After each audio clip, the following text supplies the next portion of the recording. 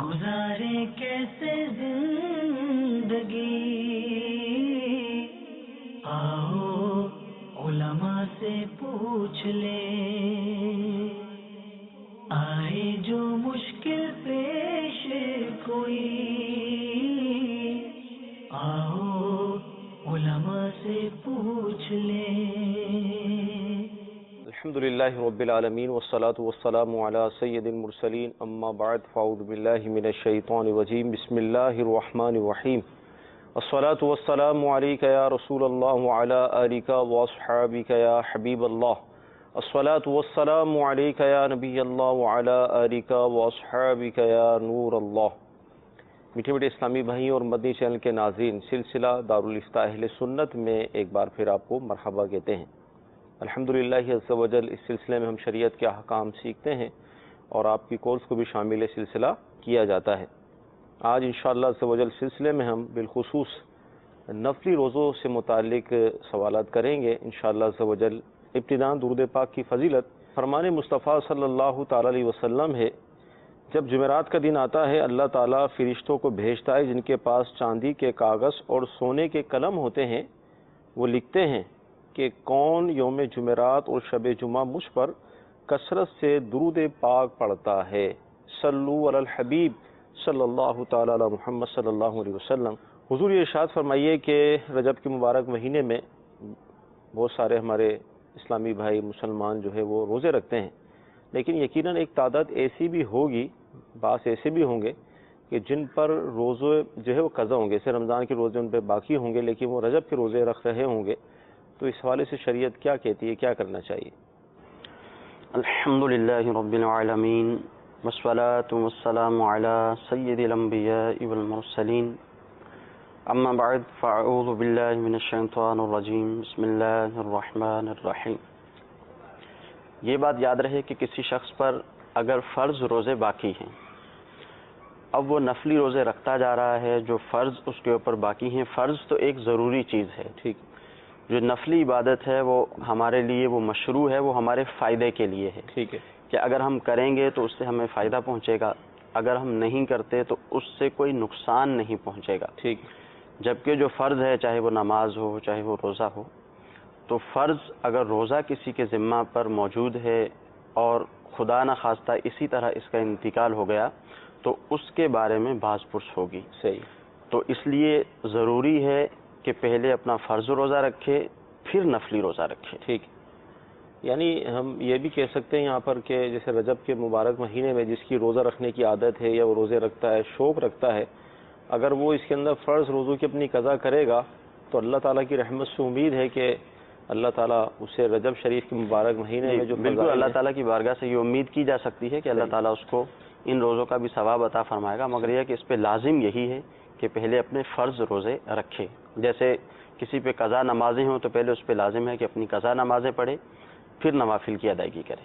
مدنی channel کے ناظرین، ہمیں یہ جواب مل گیا اس حوالے سے کہ اللہ تعالیٰ کی طرف سے جو چیزیں ہم پر فرائض ہیں، جیسے رمضان کے روزے جو فرض ہیں، اس طرح نمازیں جو ہم پر فرض ہیں، اگر اللہ نہ کرے کسی بھی عذر کی وجہ سے، غفلت کی وجہ سے ماضی میں یہ کام نہیں کیے تھے، نمازیں باقی ہیں، اسی طرح روزے باقی ہیں، تو جب ہمیں یہ جذبہ حاصل ہوا کہ اس مبارک مہینے میں ہم روزے رکھ رہے ہیں یا نیت ہے رکھنے کی یا رکھتے ہیں، آئندہ بھی رکھیں گے، تو بہتر یہی ہے کہ پہلے ان روزوں کی قضا کر لی جائے جو ہم پر باقی ہیں۔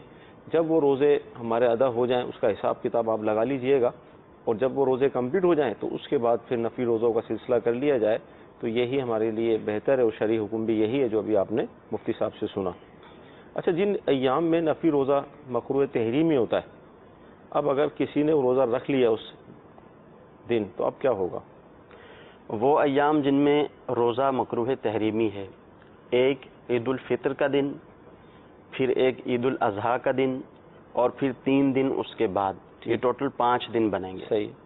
تو ان ایام کے اندر روزہ رکھنا جو ہے وہ مکروہ تحریمی ہے۔ اگر کسی نے روزہ رکھ لیا ان ایام میں تو اب اس پہ لازم ہے کہ یہ اس کو توڑ دے، صحیح۔ میٹھے میٹھے اسلامی بھائی، اور سال میں 5 دن ایسے آتے ہیں کہ جن میں شرعاً روزہ رکھنا جو ہے مکروہ تحریمی ہوتا ہے، یعنی منع ہے، تو اگر کسی نے وہ روزہ رکھ لیا تو شرعاً اس پر اس کو توڑنا واجب ہے. جب وہ توڑ دے گا تو اب اس روزے کی قضا اس پر نہیں ہوگی. اس کے علاوہ جو ایام ہیں جس میں اگر کسی نے نفلی روزہ رکھا کسی سبب سے توڑ دیا تو اس روزے کی پھر اس کو قضا کرنی ہوگی. آئیے آپ کی کورس کو بھی ہم شامل سلسلہ کرتے ہیں. سر میرا عرض یہ تھا، تو میں نماز 5 وقت کی پڑھتا ہوں. عرض یہ تو میرے کو جی وہ سورت قنوت نہیں آتی، اس کی وجہ سے 3 کل پڑھ دوں وہ بہتر رہے گا. جی انشاءاللہ عرض کرتے ہیں. اگلی کال.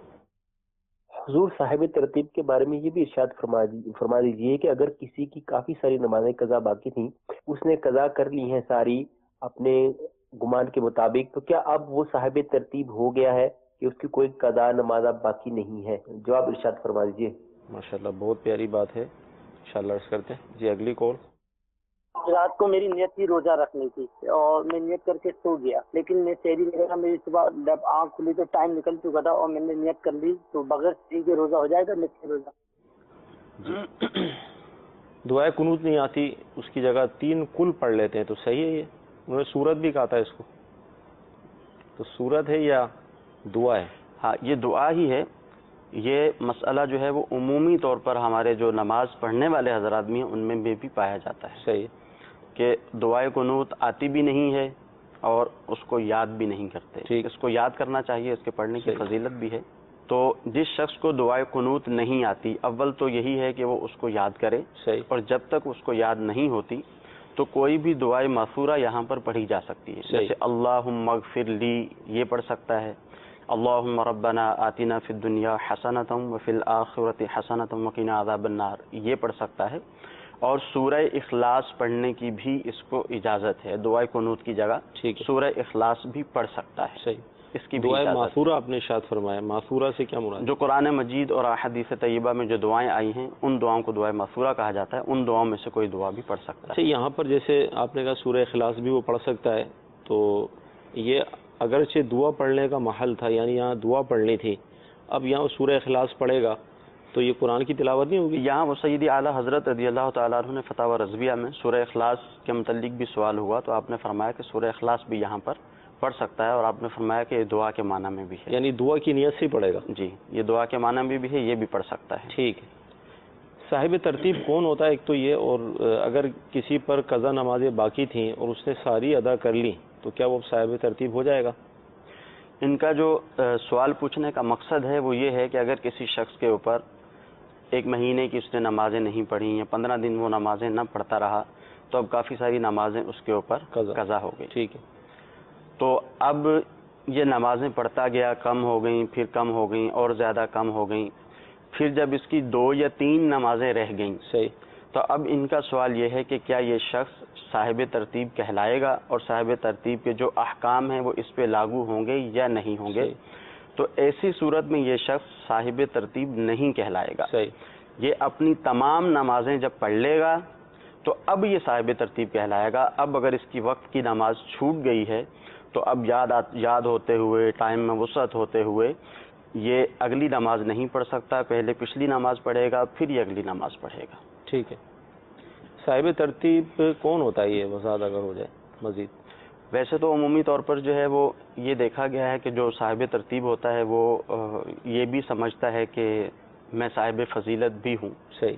عمومی طور پر تو صاحب ترتیب ہاں وہ تو صاحب فضیلت ہے ہی کہ جس کی کبھی کوئی نماز چھوٹی ہی نہیں. ٹھیک ہے. ہاں جس کی 1 2 3 4 5 نمازوں تک چھوٹ گئی ہیں تو یہ شخص صاحب ترتیب ہے. تو اب جس کی 1 نماز بھی چھوٹی ہے تو فضیلت تو اس کو حاصل نہیں ہوگی. بہرحال جس شخص کی 5 نمازوں تک نمازیں چھوٹ جاتی ہیں اور کبھی عمر میں کوئی نماز قضا ہوئی ہی نہیں ہے تو اب اس شخص کو صاحب ترتیب کہا جاتا ہے. اس کے لیے حکم یہ ہوتا ہے، جیسے مثال کے طور پر فجر کی نماز اس نے نہیں پڑھی. ٹھیک ہے. اب ظہر کی نماز کا وقت ہو گیا، وقت میں وسعت بھی موجود ہے، اس کو یاد بھی ہے، تو اب اس پہ لازم ہے کہ پہلے فجر کی نماز پڑھے پھر ظہر کی نماز پڑھے. فجر کی نماز یاد ہوتے ہوئے اس نے ظہر کی نماز ادا کر لی تو ظہر کی نماز جو اس نے ادا کی ہے اس کی یہ نماز نہیں ہوگی. صحیح.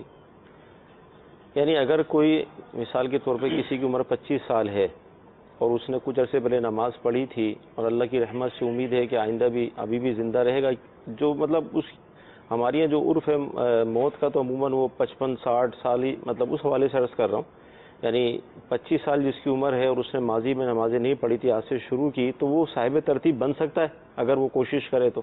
بالکل صاحب ترتیب بن سکتا ہے، یعنی وہ پچھلی ساری قضا کر لے گا تو وہ پچھلی ساری نمازیں قضا کرے. صحیح. جب وہ ساری کی ساری نمازیں قضا کر لے گا، علماء نے آسان طریقہ بھی بتایا ہے کہ جس شخص پر نمازیں قضا ہوں، نماز کے احکام میں امیر اہل سنت دامت برکاتہم العالیہ نے اس کو ذکر بھی فرمایا ہے. تو اب جب یہ پڑھتا رہے گا، جو سنت غیر مؤکدہ ہیں، اسی طرح نوافل ہیں، نمازوں کے جو نوافل ہیں، نمازوں کے علاوہ جو دیگر نوافل ہیں، اس کی جگہ پر علماء نے فرمایا کہ اس پہ لازم ہے کہ یہ جلدی جلدی اپنی قضا نمازیں پڑھ لے. جب اس کی قضا نمازیں کمپلیٹ ہو جائیں گی، اس کے سر پر اب کوئی نماز باقی نہیں رہے گی، تو یہ بھی صاحب ترتیب ہو جائے گا. مدنی چینل کے ناظرین، بہت ساری چیزوں کے اندر ہمارے آپس میں مقابلے ہوا کرتے ہیں. یعنی ہم ایک جملہ یہ ادا کرتے ہیں کہ میدان میں اتریں، اگر مطلب ہمت ہے تو. میں آپ کو یہ دعوت پیش کروں گا مدنی چینل کے ناظرین کو، ہم سب غور کر لیں کیا ہم صاحب ترتیب ہیں یا نہیں ہیں. اگر نہیں ہیں تو آج سے نیت کر لیں اور کوشش شروع کر دیں کہ انشاءاللہ تعالی میں صاحب ترتیب بنوں گا. اچھا، رات نیت تھی روزے کی، اور یہ عوام کا بھی، یعنی عوام میں پایا بھی جاتا ہے کہ سحری نہ کی اور وقت ختم ہو گیا تو اب روزہ کیسے رکھے. دیکھیے، سحری کرنا جو ہے یہ سنت ہے. صحیح. اور یہ سحری کو حدیث مبارکہ میں مبارک کھانا بھی کہا گیا ہے. ٹھیک ہے. تو جو شخص سحری کرے گا، سنت پر عمل ہوگا، اس کا بھی اس کو ثواب ملے گا. ہاں، اگر کسی نے سحری نہیں کی اور اس وقت اس کی آنکھ کھلی کہ جب روزے کا وقت ختم ہو چکا تھا، تو اب یہ روزے کی نیت کر سکتا ہے. نفلی روزہ ہے، زوال کے وقت تک اس کی نیت کی جا سکتی ہے، تو یہ نیت کر سکتا ہے، اس کا روزہ ہو جائے گا. صحیح. اور فرض روزے میں اگر ایسا ہوا تو فرض روزے میں بھی ایسا کرنے کی اجازت ہے. فرض روزے میں بھی اگر یہی کیفیت ہوئی تو جب اس کی آنکھ کھلی تو اس وقت یہ روزے کی نیت کر سکتا ہے. یہ کہے گا کہ میں صبح سے روزے سے ہوں. ٹھیک ہے. تو سحری کے حوالے سے یہ ہے کہ اگر جو عوام میں غلط مشہور ہے کہ سحری نکل گئی تو اب روزہ نہیں رکھ سکتے، یہ غلط مشہور ہے، روزہ رکھا جا سکتا ہے. مزید کالز کو ہم شامل کرتے ہیں. اٹلی سے عرض کر رہا ہوں ارشد محمود. میرے دو سوال ہیں. پہلا ہے نماز اشراق کا ٹائم اور کتنی رکعت کم سے کم. دوسرا ہے فرض نماز اسی رکعت کہاں سے شروع ہوتی ہے، سبحانک اللہ سے یا الحمد شریف سے؟ جی، اگلی کال. صدقات اور خیرات میں کیا فرق ہے؟ انشاءاللہ عرض کرتے ہیں. جی، اگلی کال. ذی الحج کا روزہ یہ حجاج اکرام کو منع ہے یا پاکستان میں یا اور کنٹری کے لوگوں کو نہیں منع ہے؟ انشاءاللہ عرض کرتے ہیں. اٹلی سے دیکھیے ہمارے اسلامی میں اشراق کا ٹائم کیا ہے، ارشاد فرمائیں. نماز اشراق جب سورج طلوع ہو جاتا ہے، یعنی آفتاب جب بلند ہو جاتا ہے، سورج طلوع ہو گیا، اس کے بعد جب آفتاب بلند ہو گیا تو یہ 20 منٹ کا ٹائم ہے. 20 منٹ کے بعد اشراق کا ٹائم شروع ہو جاتا ہے. صحیح. حضور نبی کریم رؤوف الرحیم صلی اللہ تعالی علیہ وآلہ وسلم نے ارشاد فرمایا، جو فجر کی نماز جماعت سے پڑھ کر ذکر خدا کرتا رہا یہاں تک کہ آفتاب بلند ہو گیا، پھر 2 رکعتیں پڑھیں تو اسے پورے حج اور عمرہ کا ثواب ملے گا. سبحان اللہ، ماشاء اللہ. یعنی سورج طلوع ہونے کے 20 منٹ کے بعد 20 منٹ کے بعد یہ 2 رکعت نماز اشراق ہے، یہ پڑھے گا. 2 رکعتیں ہی اس کی بیان کی گئی. ٹھیک ہے. تیسری رکعت سورہ فاتحہ سے شروع کریں یا ثنا سے شروع کریں؟ جس کی رکعت فرض کی تیسری رکعت کے متعلق انہوں نے پوچھا ہے. جو فرض کی تیسری رکعت ہے اس میں اگر کوئی شخص تنہا نماز پڑھتا ہے تو اس کے لیے تو بہتر یہی ہے، افضل ہے کہ وہ سورہ فاتحہ بھی پڑھے اور اس کے بعد سورت بھی ملا لے. ہاں، جو انہوں نے پوچھا ہے کہ ثنا سے پڑھیں گے تو ثنا سے شروع نہیں کریں گے. فرض کی تیسری رکعت میں اختیار ہوتا ہے کہ چاہے سورہ فاتحہ پڑھ لے، چاہے اتنی دیر خاموش کھڑا رہے، چاہے 3 مرتبہ تسبیح پڑھ لے، یہ اختیار ہوتا ہے. بہرحال ثنا سے شروع نہیں کریں گے. صحیح. صدقہ و خیرات میں کیا فرق؟ یہ تو ہمارے ہاں عمومی طور پر زکوٰۃ کو بھی صدقہ کہہ دیا جاتا ہے، صدقہ فطر کو بھی صدقہ کہہ دیا جاتا ہے. اور اللہ تعالیٰ کی راہ میں جب بھی کوئی مال دیا جاتا ہے اللہ تعالیٰ کی رضا حاصل کرنے کے لیے تو اس کو صدقہ و خیرات کہہ دیا جاتا ہے. اور عمومی طور پر ایسا بھی ہے کہ جب ہم کوئی مال اللہ تعالیٰ کی راہ میں دیتے ہیں، چاہے وہ نفلی طور پر دیا جائے، چاہے وہ فرض کے طور پر دیا جائے، تو اس کو خیرات کہہ دیا جاتا ہے. جو صدقہ ہے، صدقے کا اطلاق زکوٰۃ وغیرہ پر، دیگر چیزوں پر ہوتا ہے، نفلی صدقے پر بھی ہوتا ہے، صدقہ فطر پر بھی ہوتا ہے. مگر جو صدقے کا اطلاق ہے وہ ہمارے بعض اعمال پر بھی ہوتا ہے، کہ جیسے حدیث مبارکہ میں اس کے کچھ مثالیں بھی بیان فرمائیں کہ اپنے دینی بھائی کے لیے مسکرانا یہ بھی صدقہ ہے، نیکی کی دعوت دینا، برائی سے منع کرنا یہ بھی صدقہ ہے، کوئی شخص کمزور نظر والا ہے، اس کو راستہ دکھا دینا بھی صدقہ ہے، اور اس طرح کی کافی مثالیں حدیث مبارکہ میں بیان کی گئی. ٹھیک ہے. جب زکوٰۃ کے مقابلے میں کہا جائے گا صدقہ و خیرات تو پھر عمومی طور پہ اس سے نفری صدقات مراد لیے جاتے ہیں. ٹھیک ہے. ورنہ جب صدقہ و خیرات کہا جاتا ہے تو اس میں ساری ہی چیزیں آ جاتی ہیں. ٹھیک. تو جو 9 ذی الحج کا روزہ ہے وہ وہاں والوں کے لیے تو غالباً مکروہ ہے، کیا فرماتے ہیں آپ؟ اور یہاں والوں کے لیے جو نہیں ہے؟ حجاج کرام کے لیے جو ہے یہ مکروہ تنزیہی ہے. ٹھیک ہے. اور بقیہ جو دیگر دوسری جگہوں پہ جو لوگ ہیں یعنی جو حاجی نہیں ہے اس کے لیے اس کی فضیلت ہے. ٹھیک ہے. حضور نبی کریم صلی اللہ تعالیٰ علیہ وسلم کا فرمان ذیشان ہے، فرمایا مجھے اللہ عز و جل پر گمان ہے کہ عرفہ کا روزہ 1 سال قبل اور 1 سال بعد والے گناہ مٹا دیتا ہے. سبحان اللہ. تو جو لوگ وہاں پر ہیں وہ حج میں ہیں، اس وقت کافی مشقت کرنی پڑتی ہے. صحیح. تو اس لیے ان کے لیے کراہت تنزیہی کا حکم فرمایا گیا، ورنہ دیگر لوگوں کے لیے عرفہ کے روزے میں فضیلت ہے. ٹھیک ہے. دوران گفتگو ہماری یہ بات چلی تھی کہ جو ایام جس میں روزہ رکھنا مکروہ تحریمی ہے اس میں تو روزہ اگر رکھ لیا تو توڑ دے گا شرعاً، اس کا یہ حکم یہی ہے. اگر کسی نے نفلی روزہ رکھا اس کے بعد توڑ دیا، کیا اب وہ اس روزے کی جگہ فدیہ وغیرہ دے سکتا ہے؟ نہیں، نفلی روزے میں کوئی فدیہ وغیرہ نہیں ہے. اچھا. نفلی روزہ اگر کسی نے رکھا تو اب اس نے توڑ دیا، اگر بلا وجہ توڑے گا تو گناہ گار بھی ہوگا. نفلی روزے کی جگہ اس کو نفلی روزہ ہی رکھنا ہے. شیخ فانی ہو بھلے، شیخ فانی جو بزرگ ہوتے ہیں جن کی اب صحت صحیح نہیں ہوگی، امید ہی ہوتی ہے، وہ بھی یہی کریں گے. وہ فرض روزوں کے بارے میں تو اس کے متعلق پڑھا ہے، ٹھیک ہے. اس کے متعلق نظر سے نہیں گزرا. ٹھیک ہے. یعنی روزہ ہی رکھنا پڑے گا کہ اس میں جو ہے اس کو روزہ رکھنا ہوگا، فدیہ وغیرہ دینے کی اجازت نہیں. ٹھیک ہے. ایام بیس کے روزوں سے کیا مراد ہے؟ ایام بید یعنی بہت روشن اور منور دن ان کو کہا جاتا ہے. صحیح. یہ ہر مہینے کی، ہر اسلامی مہینے کی 13، 14 اور 15 تاریخ ہے. ٹھیک ہے. ان کو ایام بید کے روزہ کہا جاتا ہے. ٹھیک ہے. حضرت ابو دردہ رضی اللہ تعالیٰ عنہ سے روایت ہے، وہ فرماتے ہیں کہ مجھے رسول اللہ صلی اللہ علیہ وسلم نے 3 باتوں کی وصیت فرمائی. ٹھیک. ان میں سے ایک یہ کہ ہر مہینے میں 3 روزے رکھوں. صحیح. ایک اور حدیث میں فرمایا کہ ہر مہینے میں 3 دن کے روزے ایسے ہیں جیسے دہر یعنی ہمیشہ کا روزہ. سبحان اللہ. تو یہ ان روزوں کی بہت زیادہ فضیلت ہے، یعنی ہر اسلامی مہینے کی 13، 14 اور 15 تاریخ. حدیث میں ہے کہ جب مہینے میں 3 دن روزے رکھنے ہوں تو 13، 14، 15 کو رکھو. یعنی حدیث مبارکہ میں یہی فرمایا، فقہا نے فرمایا کہ 3 دن جو مہینے میں روزے رکھنے ہیں جو دہر کے روزوں کے برابر ہیں. ٹھیک ہے. اگر کوئی شخص 13، 14 اور 15 کو رکھے گا تو حدیث کے موافق بھی ہو جائے گا اور اس کو اجر اس کا زیادہ ملے گا. صحیح. ہاں اگر کسی بھی 3 دن رکھ لیتا ہے تو فضیلت اس کو پھر بھی حاصل ہو جائے. سبحان اللہ. مدنی چینل کے ناظرین، کتنے فضائل ہمارے آقا علیہ الصلوۃ والسلام نے نفلی روزوں کے حوالے سے ارشاد فرمائے. ایک کاش اللہ تعالیٰ توفیق دے کہ ہم فرائض کے ساتھ ساتھ نفلی عبادت کی طرف بھی رغبت پائیں، نفلی روزے بھی رکھیں. کرنے کے یہی دن ہیں، مرنے کے بعد تو روزہ رکھنے کی کوئی صورت ہی نہیں ہے. لہذا جن سے بن پڑے، جن کے پاس وسعت ہے، ان کا کاروبار اس طرح کا ہے، نوکری اس طرح کی ہے کہ جس کے اندر یہ سہولتیں موجود ہیں، تو اپنی زندگی سے فائدہ اٹھاتے ہوئے ان روزوں کی بہاروں کو لوٹنا چاہیے. انشاءاللہ تعالی آج یہ گرمی کے روزے، آج یہ روزے ہم رکھیں گے تو اللہ کی رحمت سے امید ہے کہ کل قیامت کی گرمی سے انشاءاللہ سوجل بچنے میں کامیاب ہو جائیں گے. مزید کالز کو لیتے ہیں. ارشد بات کر رہا ہوں کشمیر سے. تو میرا یہ سوال ہے کہ جو قصر نماز ہے وہ کس طرح کمی ہے؟ جب میں ڈیوٹی پر ہوں ادھر تو مجھے 70 کلومیٹر بعد ایک شہر آتا ہے تو ادھر بھی ہمارا ایک رابطہ ہے، آگے میں نے جانا ہے وہ 148 کلومیٹر ہے. تو پھر میں آیا قصر کروں گا رستے والی نمازیں یا جو درمیان میں رکوں گا جدھر ہمارا بھی ہیڈ کوارٹر ہے، کیونکہ میں ایک سرکاری پرسن ہوں. جی اگلی کال. میں محمد عثمان حیدر اکاڑے سے بات کر رہا ہوں. میرا یہ سوال ہے کہ اگر کوئی آدمی فرض ادا کرے اور سنت ادا نہ کرے، کیا اس کی نیکی میں کمی آ جائے گی؟ انشاءاللہ سنتے ہیں. جی اگلی کال.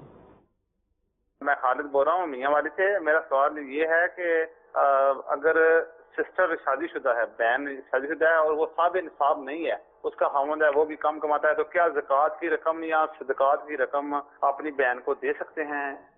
جی عرض کرتے ہیں.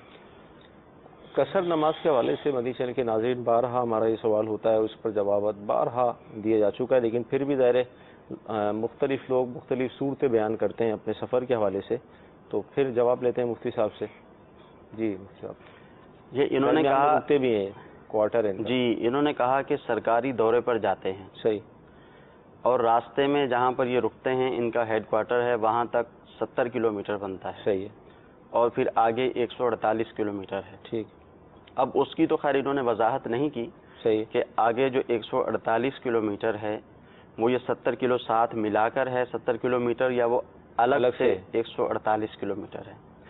بہرحال جب یہ اپنے گھر سے جہاں پہ ان کا وطن ہے، جب یہ وہاں سے نکلیں گے تو جب 70 کلومیٹر ان کا جانے کا ارادہ ہے، وہاں جا کر یہ ٹھہریں گے تو شرعی مسافت جو ہے وہ 92 کلومیٹر ہے۔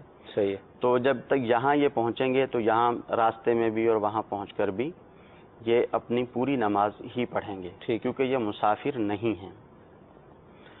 اب جب یہ وہاں سے آگے جائیں گے، اب وہاں سے جب یہ آگے جا رہے ہیں تو وہاں سے آگے انہوں نے 148 کلومیٹر کہا ہے، اگر تو ان کے گھر سے وہاں آگے کا جو ان کا مقام ہے ٹوٹل 148 کلومیٹر ہے، تو اگلا سفر بھی ان کا 92 کلومیٹر کا نہیں بنے گا، صحیح ہے، وہ بھی کم بنے گا۔ صحیح، تو یہاں سے وہاں جب جائیں گے تو پھر ایسی صورت میں بھی یہ مسافر نہیں ہوں گے، کیونکہ انہوں نے جو مدت مسافت ہے وہ مسلسل طے نہیں کی، اگرچہ 148 کلومیٹر ہو گیا، صحیح، مگر مدت مسافت جو ہے وہ ایک دم اس کا قصد ہو کہ میں نے 92 کلومیٹر یا اس سے زیادہ اچھا، جانا اگر ان کا یہی ہوتا کہ 148 جانا ہے، مثال میں مثالی سوال بنا رہا ہوں، 148 ہی جانا ہے اور 70 کلومیٹر کے بعد اسٹے آئے گا، بھلے ایک رات کا اسٹے آتا ہے، لیکن ان کو جانا آگے ہی ہے۔ دیکھیں یہ جو انہوں نے سوال کیا نا، انہوں نے کہا کہ میرا وہاں پہ ہیڈ کوارٹر ہے، ہیڈ کوارٹر، ایک ہوتا ہے ضمناً رکنا، صحیح، ایک ہوتا ہے کہ اولاً وہیں جانے کا مقصد ہے، صحیح، قصد ہی وہاں جانے کا ہے، صحیح، تو ان کا قصد ہی وہاں جانے کا ہے، ہیڈ کوارٹر، تو جب ان کا ہیڈ کوارٹر کا قصد ہے تو یہی صورت ہوگی۔ 70 کلومیٹر یہ ہو گئے، آگے 78 کلومیٹر ہو گئے تو یہ کسی بھی صورت میں مسافر نہیں ہوں گے۔ ہاں جب یہ وہاں پہنچ گئے اور وہاں پہنچ کر اگر واپسی گھر بھی یہ ایسے ہی جاتے ہیں کہ پہلے اپنے ہیڈ کوارٹر آتے ہیں جو 70 کلومیٹر کے فاصلے پہ تھا، پھر یہ واپس اپنے گھر جاتے ہیں، تو واپسی آتے ہوئے بھی یہ ایسی صورت میں مسافر نہیں ہوں گے۔ ہاں اگر انہوں نے ایسا کیا کہ وہاں سے اب ڈائریکٹ انہوں نے قصد کیا اپنے گھر کا، جو راستے میں ہیڈ کوارٹر تھا وہاں پہ ان کا رکنے کا ارادہ نہیں ہے، صحیح، تو اب ان کے ٹوٹل 148 کلومیٹر ہو گئے۔ اب جب یہ وہاں سے چلیں گے اور اپنے شہر پہنچنے تک یہ قصر نماز کریں گے، کیونکہ یہ مدت سفر ہے۔ اب دوسری صورت ان کے سوال کی یہ ہے کہ 70 کلومیٹر تو وہاں تک ہو گیا اور آگے ان کا 148 کلومیٹر، ٹھیک ہے، تو جب 70 کلومیٹر انہوں نے طے کیا وہاں پر تو یہ مسافر نہیں تھے، ٹھیک ہے، اب جب آگے انہوں نے 148 کلومیٹر کا سفر طے کیا اور 15 دن سے کم جانے کا ارادہ ہے، تو اب آگے کے سفر میں یہ مسافر ہوں گے، وہاں یہ قصر نماز کریں گے۔ اب پھر ان کی جو واپسی ہے، واپسی کی صورت میں اگر یہ ڈائریکٹ وہاں تک جاتے ہیں اپنے گھر تک تو وہاں سے لے کر گھر تک مسافر ہیں، اور اگر وہاں سے یہیں ہیڈ کوارٹر آتے ہیں تو وہاں سے لے کر یہاں ہیڈ کوارٹر تک ان کا آنے کا مقصد ہے، تو وہاں سے لے کر ہیڈ کوارٹر تک یہ مسافر ہیں۔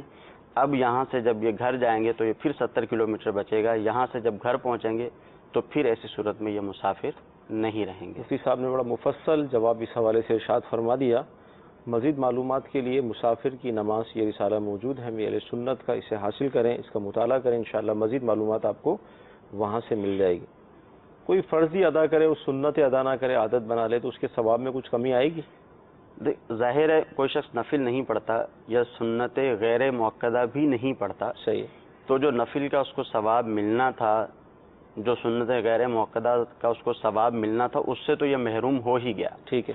اور جہاں تک سنت مؤکدہ کا تعلق ہے تو اس کی ترک کی جو شخص عادت بنا لیتا ہے وہ تو ویسے ہی گناہ گار ہوتا ہے۔ اللہ اکبر، تو اس سے بچنا چاہیے، اور شریعت نے جو ہم پر نماز مقرر کی ہے کوشش کر کے تو پوری ہی پڑھیں۔ مثلا عشاء کی 17 رکعتیں ہیں تو 17 ہی پڑھیں، کوشش یہی ہو، لیکن بالفرض اگر 17 نہیں پڑھ پاتے تو کم از کم 9 تو پڑھنی ہوں گی، کیونکہ یہ اس کے اندر فرائض بھی آ گئے اور واجب وطر بھی آ گئے اور سنت موقدہ بھی آ گئے۔ باقی جو نوافل ہیں وہ اگر آپ نے چھوڑ دیے تو، لیکن نوافل چھوڑنے کی عادت بھی اچھی چیز نہیں ہے کہ ثواب میں اس سے بھی کمی آتی ہے، آدمی ثواب سے محروم ہوتا ہے۔ کل قیامت کے دن ہم سب کو نیکیوں کی حاجت پڑے گی، نیکیاں ہی جس کی زیادہ ہوں گی وہی جو ہے وہ کامیاب ہوگا۔ بہن کو زکوٰۃ دے سکتے ہیں؟ جی، بہن کو زکوٰۃ دے سکتے ہیں جبکہ وہ شرعی فقیر ہے، صحیح، اور سادات میں سے بھی نہیں ہے، ٹھیک، تو اس کو زکوٰۃ دے سکتے ہیں۔ اگر وہ شرعی فقیر نہیں ہے تو یہ چیک کر لیا جائے کہ وہ شرعی فقیر ہے یا نہیں۔ بعض اوقات عورتوں کے پاس گولڈ ہوتا ہے، اب گولڈ اگر تھوڑا سا بھی رکھا ہوا ہے، اگر وہ 52.5 تولہ چاندی کی قیمت تک پہنچ جائے گا تو ایسی صورت میں اس کو زکوٰۃ نہیں دے سکیں گے۔ تو یہ دیکھ لیں، اور بہن کو زکوٰۃ دے سکتے ہیں، اس کی اجازت ہے۔ خالی سونا ہی تھوڑا بہت ہوگا یا مزید چیزیں بھی شامل ہوں گی؟ نہیں، مزید چیزوں کی حاجت نہیں، مزید چیزوں کی حاجت اس وقت ہوتی ہے کہ اس پہ زکوٰۃ واجب ہوگی یا نہیں ہوگی۔ ٹھیک ہے، جو شخص زکوٰۃ لینے والا ہے اس کے لیے اس چیز کی ضرورت نہیں ہوگی، بلکہ جو شخص زکوٰۃ لینے والا ہے، جو شخص دینے والا ہے، وہ یہ دیکھے گا کہ اس کے پاس ضرورت سے زائد کہیں اتنا مال تو نہیں رکھا ہوا جو 52.5 تولہ چاندی کی قیمت تک پہنچتا ہے۔ اگر موجود ہے تو پھر بھی اس کو زکوٰۃ نہیں دے سکتا۔ ٹھیک ہے۔ نفلی روزوں کے حوالے سے ہمارا سلسلہ چل رہا ہے، اس کے احکام وغیرہ ہم سیکھنے کی کوشش کر رہے ہیں۔ ہفتے کے دن کسی مخصوص دن ہم روزہ رکھ سکتے ہیں؟ مستحب ہے کوئی ایسا؟ ہاں بالکل رکھ سکتے ہیں۔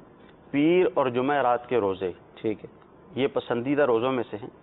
رسول کریم صلی اللہ تعالیٰ علیہ وآلہ وسلم فرماتے ہیں، پیر اور جمعرات کو اعمال بارگاہ خداوندی میں پیش ہوتے ہیں، تو میں پسند کرتا ہوں کہ میرا عمل اس حالت میں پیش ہو کہ میں روزہ دار ہوں۔ سبحان اللہ۔ ایک اور حدیث میں ام المؤمنین عائشہ صدیقہ رضی اللہ تعالیٰ عنہ فرماتی ہیں کہ رسول اللہ صلی اللہ علیہ وآلہ وسلم پیر اور جمعرات کو خیال کر کے روزہ رکھا کرتے ہیں۔ سبحان اللہ، اللہ تعالیٰ توفیق دے کہ پیر اور جمعرات کا روزہ رکھیں۔ مزید کالز کو لیتے ہیں۔ جی صاحب، میں عبد المجید بات کر رہا ہوں۔ میں نے یہ معلوم کرنا تھا کہ جب آدمی عمرے پہ جاتا ہے اور ایک عمرہ مکمل کرنے کے بعد اگر اس کے بعد وہ وہاں سے دوسرا عمرہ کرنا چاہتا ہے اور مسجد عائشہ سے احرام باندھتا ہے تو کیا وہ پہلے والا احرام اسی طرح استعمال میں لا سکتا ہے یا اس کو دوبارہ دھو کر استعمال کرنا ہوگا؟ مہربانی فرما کر اس کا جواب رائے فرما دیں۔ انشاءاللہ عرض کرتے ہیں۔ جی اگلی کال۔ جی سر، میں شوگر کا پیشنٹ ہوں اور انسولین لگاتا ہوں، تو میرا یہ ہے کہ رمضان کے جو روزے ہیں وہ مجھ پر ذرا مشکل سے میں رکھ سکتا ہوں، جن کے بہت مشکل ہوتی ہے مجھے، تو اس کے لیے مسئلہ فرما دیں کہ آیا کیا میں وہ مجھے لازمی ہے یا نہیں؟ انشاءاللہ عرض کرتے ہیں۔ جی اگلی کال۔ محمد عثمان لاہور سے بات کر رہا ہوں۔ جی سلسلہ آپ کا چل رہا ہے دارالفتاء اہل سنت۔ صاحب سے ایک سوال پوچھنا تھا کہ تکبیر کی آواز اذان کی آواز سے پست ہونی چاہیے، آیا کہ جب تکبیر پڑھی جائے تو جو مسجد کے اندر چھوٹے سپیکر لگے ہوتے ہیں اس میں پڑھ سکتے ہیں یا نہیں؟ جی، عمرہ کر لیا، احرام جو اتارا عمرہ کر کے، اب دوسرا عمرہ ہمیں کرنا ہے تو وہی احرام پہن لیں یا اس کو دھو کر پہنیں؟ یہ بھی عمومی طور پہ لوگوں کے اندر بات معروف ہے جی جی کہ عمرہ کر لیا، احرام استعمال ہو گیا تو اب دوسرے عمرے میں وہ احرام استعمال نہیں کر سکتے۔ ایسی کوئی بات نہیں ہے، صحیح۔ وہ احرام کی جو 2 چادریں ہیں ان کو استعمال کر سکتے ہیں، وہاں آپ نے 10 عمرے کیے ہیں استعمال کر سکتے ہیں، آپ واپسی آ گئے کوئی عمرے پہ جا رہا ہے آپ اس کو تحفے میں بھی دے سکتے ہیں، وہ بھی استعمال کر سکتے ہیں۔ ماشاءاللہ، ٹھیک ہے۔ شوگر کا مریض اگر کوئی ہے تو رمضان کے روزوں میں اس کو جیسے پانی کی کمی اور یہ ساری چیزیں ہوتی ہیں تو اس میں کیا ہو؟ یہ واقعتاً جو شوگر کے مریض ہیں ان کے ساتھ یہ مسئلہ ہوتا ہے کہ وہ بھوک برداشت نہیں کر سکتے، تو رمضان کے روزے کے حوالے سے انہوں نے سوال کیا ہے۔ ٹھیک، اب انہوں نے اپنی عمر بیان نہیں کی، ٹھیک ہے۔ بہرحال دیکھیں، جو رمضان شریف کا روزہ ہے، جو شخص بیمار ہے وہ کسی وجہ سے روزہ نہیں رکھ سکتا، جیسے ان کو شوگر کا پرابلم ہے، کسی شخص کو گردوں کا مسئلہ ہوتا ہے تو وہ پانی اس کو پینا زیادہ ضروری ہوتا ہے، اس طرح کے کافی سارے مسائل لوگوں کے ساتھ ہوتے ہیں۔ تو یہ بات ذہن میں رہے کہ جو شخص مریض ہے، مرض کی وجہ سے وہ روزہ نہیں رکھ پا رہا تو اس کو روزے کا فدیہ وغیرہ دینے کی اجازت نہیں ہے۔ ٹھیک ہے۔ ایسے لوگوں کو حکم یہ ہے کہ اگر یہ مسلسل روزے نہیں رکھ سکتے، اپنے آپ کو چیک کریں صحیح کہ یہ مسلسل روزے نہیں رکھ سکتے، ایک روزہ چھوڑ کے ایک رکھ سکتے ہیں نہیں رکھ سکتے، 2 چھوڑ کے ایک رکھ سکتے ہیں یا نہیں رکھ سکتے، یا گرمی کے دنوں میں نہیں رکھ سکتے، جو سردی کے دن ہوتے ہیں ان میں رکھ سکتے ہیں نہیں رکھ سکتے۔ تو روزوں کے جب رمضان شریف کا مہینہ چل رہا ہے تو اس میں اولاً تو اپنے آپ کو چیک کریں کہ میں کتنے رکھ سکتا ہوں، اتنے رکھنے اس پہ لازم ہیں۔ ٹھیک ہے۔ پھر جو روزے ان کے رہ گئے ہیں جو قضا ہو گئے ہیں اب یہ جو ٹھنڈے دن ہیں ان میں رکھ لیں، سردی کے دنوں میں رکھ لیں، ان کو فدیہ وغیرہ دینے کی اجازت نہیں ہوتی. ٹھیک ہے. تکبیر کی جو آواز ہے وہ اذان کی آواز سے پست ہونی چاہیے، مطلب یہ کہہ رہے تھے، یہ ارشاد فرما دیں آپ. تو اب جی مسجد کی جو مائک ہوتے ہیں اندر کے، اس میں تکبیر پڑھ سکتے ہیں؟ دیکھیں مسجد کے مائک میں جو پڑھی جاتی ہے، تکبیر وغیرہ پڑھی جاتی ہے، وہ اذان کی آواز سے تو خیر پست ہی ہوتی ہے. باقی مائک میں پڑھنے کا ایک مقصد ہوتا ہے، وہ یہی ہوتا ہے کہ قریب قریب بڑی مسجد ہے تو جہاں جہاں تک لوگ موجود ہیں وہاں تک آواز پہنچ جاتی ہے، تو اس میں شرعی طور پہ کوئی حرج نہیں. ٹھیک. حدیث چل کے ناظرین، نفی روزوں کے حوالے سے ہماری گفتگو چل رہی ہے. حضور یہ ارشاد فرمائے کہ صرف جمعہ کا روزہ رکھنا کیسا، اگر کوئی رکھنا چاہے جمعہ کا روزہ، چھٹی ہوتی ہے، سہولت ہوتی ہے. دیکھیں خصوصیت کے ساتھ جو جمعے کا روزہ ہے اس سے منع کیا گیا ہے. اچھا. کہ جب بھی جمعے کا روزہ رکھیں تو جمعے کے روزے کے ساتھ یا تو جمعرات کا روزہ ساتھ ملا لیں یا ہفتے کے دن کا روزہ ساتھ ملا لیں. صرف جمعے کا روزے کو مکروہ تنزیہی فرمایا ہے. اچھا. رسول اللہ صلی اللہ علیہ وسلم نے فرمایا کہ جمعہ کا دن عید کا دن ہے، لہذا عید کے دن کو روزہ کا دن نہ کرو. صحیح. مگر یہ کہ اس سے قبل یا بعد روزہ رکھو. اچھا، اگر مثال 27 رجب جمعہ ہی کا دن ہوتا ہے، اس کی روزے کی فضیلت ہے، اسی طرح 15 شعبان کا روزہ جو شب برات کا روزہ رکھا جاتا ہے، اگر وہ جمعہ ہی کے دن آ گیا تو اب تو کوئی تو اس میں کوئی حرج نہیں ہے. یعنی کسی شخص کی عادت تھی کہ وہ کسی قسم کا روزہ رکھتا ہے، جیسے آپ نے 27 رجب کی مثال دی. صحیح. یا اسی طرح جو ہے وہ کوئی شخص ہر مہینے 3 روزے رکھتا ہے اور خاص خاص دنوں میں وہ روزے رکھتا ہے، خاص تاریخیں اس نے متعین کی ہوئی ہیں، وہ اسی دن آ گئی، یا شعبان کی 15ویں تاریخ جو ہے وہ اسی دن آ گئی، تو اب یہ اس دن میں روزہ رکھے گا. اگرچہ جمعرات یا ہفتے کو روزہ ساتھ نہیں رکھے گا تو اس میں حرج نہیں. ٹھیک. مزید کالز کو لیتے ہیں. عبدالوہاب میرا نام ہے، لاہور سے بات کر رہا ہوں. یہ جو میری قضا نمازیں ہیں یہ دن میں ایک ہی پڑھ سکتا ہے کہ اگر عصر کا ٹائم ہے، عصر کی اگر قضا نماز پڑھنی ہے تو وہ ایک پڑھ سکتا ہے کہ اگر زیادہ پڑھنا چاہیں تو وہ بھی پڑھ سکتے ہیں؟ قضا نمازیں دن میں کیا ایک ہی پڑھ سکتے ہیں یا کوئی ہے مزید اس میں؟ نہیں، قضا نمازیں جیسے ہماری پہلی بھی بات ہوئی کہ قضا نمازیں جس پر ہوں اس کو چاہیے کہ وہ جلدی جلدی اپنی نمازوں کی ادائیگی کر لے. ٹھیک. فقط 3 اوقات ہیں جس میں قضا نماز پڑھنے کی اجازت نہیں ہے. وہ ایک جب سورج طلوع ہوگا اس کے 20 منٹ بعد تک، پھر دوپہر میں جو زوال کا ٹائم ہے وہ، ٹھیک، اور پھر مغرب سے پہلے 20 منٹ. ٹھیک. یہ 3 اوقات ہیں، اس میں قضا نماز پڑھنے کی اجازت نہیں ہے. اس کے علاوہ جتنے بھی اوقات ہیں ان میں قضا نماز پڑھ سکتے ہیں. جیسے کوئی شخص عصر کی نماز کے بعد قضا نماز پڑھنا چاہے تو اس کو قضا نماز پڑھنے کی اجازت ہے، مگر اس میں علماء نے یہ فرمایا کہ پھر لوگوں کے سامنے نہ پڑھے. صحیح. میں یہ سوچ رہا تھا اگر مسجد میں شروع ہو جائے. جی، کیونکہ گناہ کا اظہار وہاں پر ہوگا کہ اس کی نماز چھوٹی ہوئی ہے. وجہ اس کی یہ ہے کہ جب عصر کے فرض پڑھ لیے تو اب نوافل پڑھنے کی اجازت نہیں ہو سکتی. اب جس شخص کو مسئلہ معلوم ہے وہ دیکھے گا تو وہ یہی سمجھے گا کہ یہ شخص جو ہے وہ قضا نماز پڑھ رہا ہے، تو لوگوں کے سامنے نہ پڑھی جائے، علیحدہ پڑھی جائے. بقیہ جیسے فجر کی نماز سے پہلے پڑھتے ہیں، ظہر کی نماز کے ساتھ پڑھتے ہیں، عشاء کے بعد پڑھ لیتے ہیں، تو ایک وقت میں کھڑے ہو کر جتنی چاہے نمازیں پڑھ لیں. جتنی ہے. جی. مدنی چینل کے ناظرین، سلسلے کا وقت ختم ہو رہا ہے. اللہ تعالیٰ کی بارگاہ میں ہم دعا کرتے ہیں کہ اللہ عز و جل آج کا ہمارا یہ سلسلہ اپنی بارگاہ میں قبول فرمائے. جو ہم نے سنا ہے، جو سیکھا ہے، اس پر عمل کرنے کی توفیق عطا فرمائے. آمین بجاہ سید المرسلین صلی اللہ تعالی علیہ وسلم. صلو علی الحبیب صلی اللہ تعالی علیہ وسلم. گزارے کیسے زندگی، آؤ علماء سے پوچھ لیں.